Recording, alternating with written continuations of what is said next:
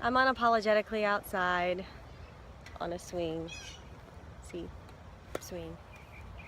Anyway, I'm also here to talk about the Beauty and the Beast movie. I saw it on Saturday, and I mulled it over, because I wanted to review it. And Beauty and the Beast is one of my favorite fairy tales.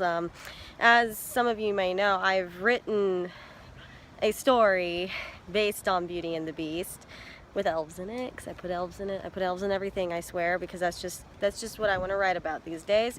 But anyway, so Beauty and the Beast, favorite fairy tale, favorite Disney movie, one of my favorite Disney movies. So naturally, I had to go see it, and now I have to go review it.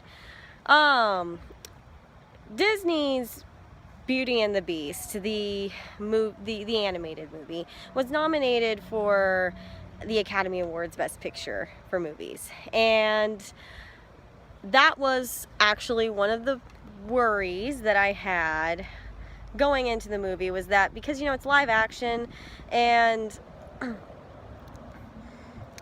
just because it's live action doesn't necessarily mean they're going to actually try and make it pretty, do the picture justice. They did the picture justice. They did a very good job making sure that it looked good. And yeah, it definitely needed to look good. It needed to look like this movie is being remade into live action form from a movie that was nominated for Best Picture, and it most certainly did. It definitely did that. So for that, I'm proud of Disney for doing that. To go on ahead and get the whole Disney's turning everybody gay controversy out of the way, that exclusively gay scene that everybody was not going to see the movie about because the director said it was in there. Emma Watson, directors of the movie, all of you people who were lauding this movie as this incredibly inclusive BS, just shut up. Just shut up. You just wanted to create controversy to make the movie more interesting. People were going to see the movie anyway, just so y'all know. These are old Disney movies you're remaking into live action movies. You don't need to do this. You did not need to do that. You didn't need to make a bunch of people mad because, oh my gosh, we're going to kind of insinuate a character who we were quite certain was gay anyway, was gay. And so, Christians, calm down. All of you people, calm down. Like, everybody freaking out about this just needs to calm down and just go see the movie, because what everybody was freaking out about wasn't in there. Alright? Alright. So, don't ruin a good movie for yourself. Speaking of good movies, Emma Watson as Belle was certainly typecast for the role because, of course, she played Hermione. She's it does in some cases. Somebody said it felt a little bit like she was playing the Mary Sue version of Hermione, of who Hermione would have liked to have been. And they're not wrong. There are parts of Belle's conduct that were never, like, in the animated film, she didn't have much in the way of conduct. She was just there Belle was there to make the Beast grow. Because it's a fun fairy tale, and that's what they do. And it's just supposed to be a fun fairy tale classic that Disney did. That was the original movie. I mean, it's a kids movie. It's not really meant to be overly complex. And so they tried to put more complexity into the movie, which it worked and it didn't, because there were still some things about Belle's conduct, because when you add in, oh, she's also kind of an inventor like her father, which makes sense because, I mean, in the animated version, she was helping her father out anyway, so it only makes sense that she might actually know something, because the lady reads, and when you read, you're probably going to know something. With that being said, she has a tad bit of arrogance that was never really stamped down, And Emma Watson doesn't help that, because Emma Watson herself also has a lot of arrogance in herself, as she's an actress, so she's going to. I'm not sure how much of her arrogance as an actress is deserved, but actors have it. There are a lot of them who do. And the people who want to deny it are just people who worship the ground she walks on and don't really live in reality. So with that being said, Belle as a character was actually very flat for me. It was the other characters that I found interesting. I even found Gaston interesting as a character to be explored more, because Gaston's not a moron. That's one of the things I actually kind of liked about this movie. They didn't turn Gaston into a blithering idiot, which he was in the, he was insinuated to be in the animated film, but also shown to have a certain degree of cunning, which you see more of that cunning in this movie. I liked that her father is far more of a controlled eccentric. That was interesting. I liked that. I liked how there was more of a fleshing out of character of the Beast. They probably could have stood to do about 5 more minutes of that, and it probably wouldn't have made the movie drag on very long. And the appliances, the servants, they made the movie, of course.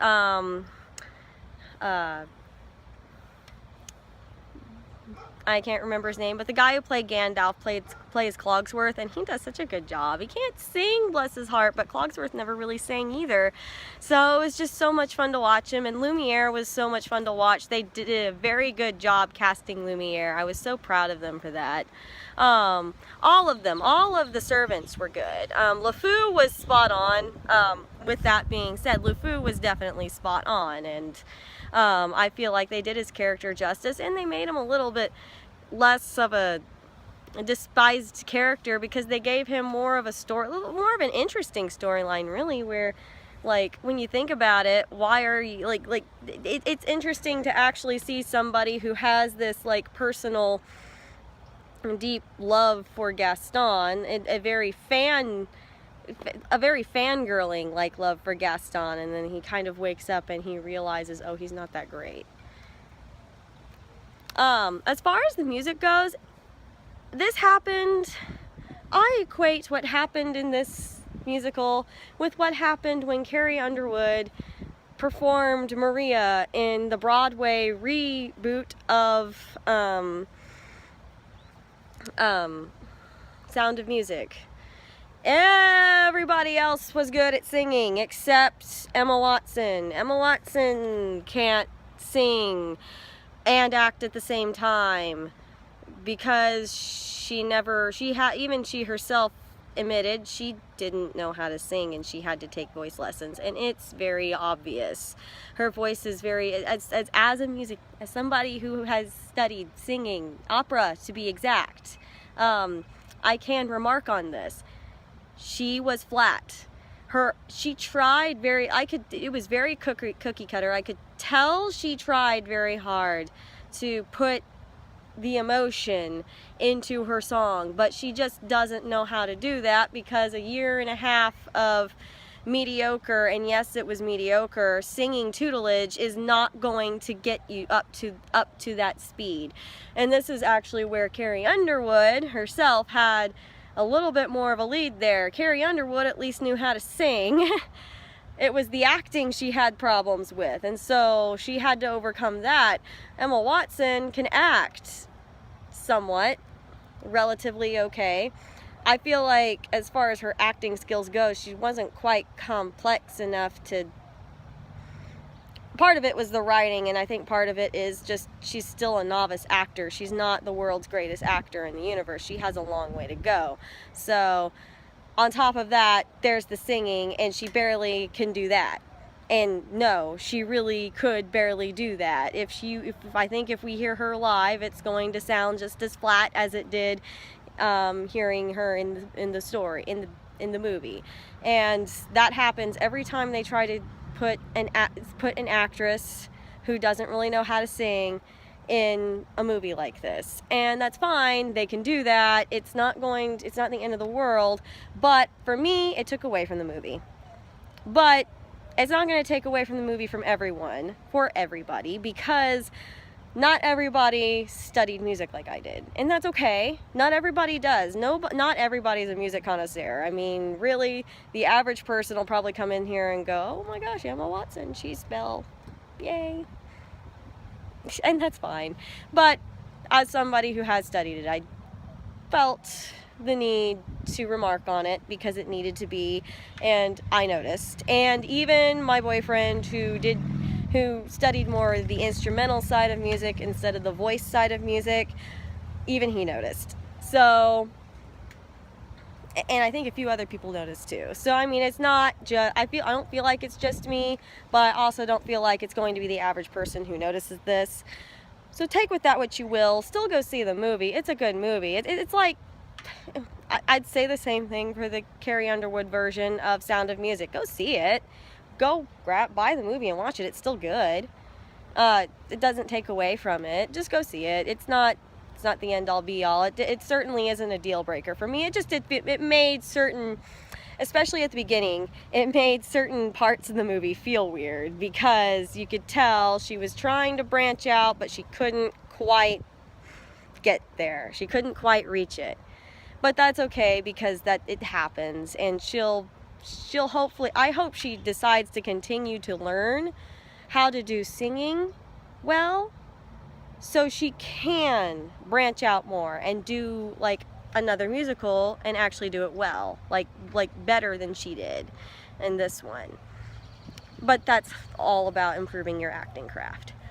And with that, I think that's like the last thing I really have to say about the movie. I mean, if I was going to rate it stars wide, I'd give it a 4 out of 5 stars. I'm going to take off for the unnecessary media controversy, and also I'm going to definitely take off for the fact that they probably could have stuck Emma Watson with a better singing tutor. Just saying. Probably an opera singer. They might have actually been able to get something out of her a little bit better than they did. But, you know, these people, it's Disney and everything's all in the pop world, and so they'll just do a voice tutor and not somebody who actually knows what they're doing. With that being said, it's still a good movie. Go see it. Stop freaking out about the controversy because you're stupid. Yes, I did say that. You are stupid for freaking out. You are.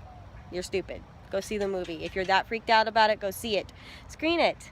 Like parents are supposed to do. No matter what rating it is. Alright? Now that we have that out of the way, have a good day.